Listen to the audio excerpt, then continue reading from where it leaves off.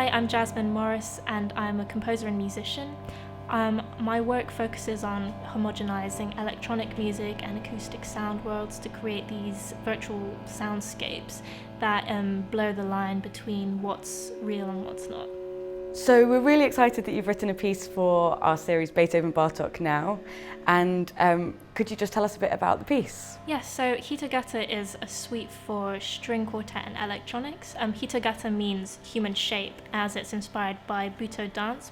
Butoh dance was an art form that emerged in the wake of the Second World War, and it explores these really surreal gestures and convolutions that take place over a very long period of time.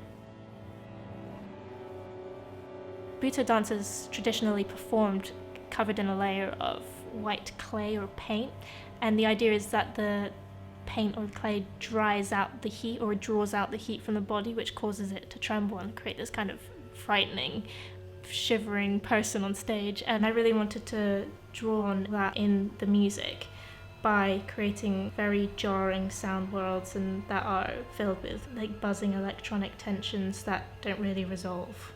I've watched videos of butoh, which I wasn't familiar with at all before. It's just so unusual. It looks almost quite creepy sometimes, but in this totally beautiful way. I think it's really captivating.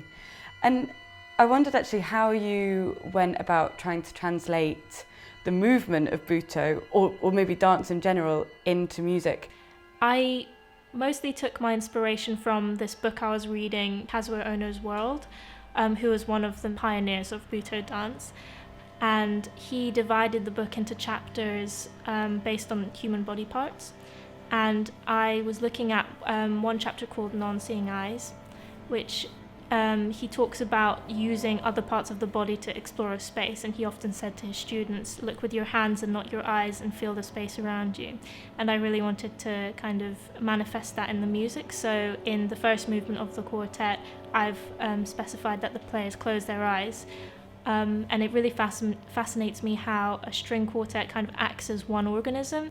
Absolutely, and it's interesting because obviously it's a big challenge for us playing with our eyes closed and not having that visual element when normally we do make quite a lot of eye contact, but equally it's kind of a natural extension of the way that the string quartet works because we spend so much time trying to marry our gestures and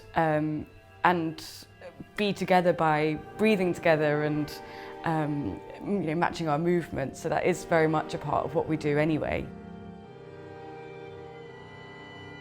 Yeah, and I wanted to talk about like how Beethoven kind of inspired me to take that further, and how his late quartets were written when he was profoundly deaf. And that was the first thing I thought about when you mentioned this concert form with the Beethoven Bartók and writing something kind of inspired by these late quartets. And I think that there is such it must have been very emotionally profound to write something knowing that you can't hear it.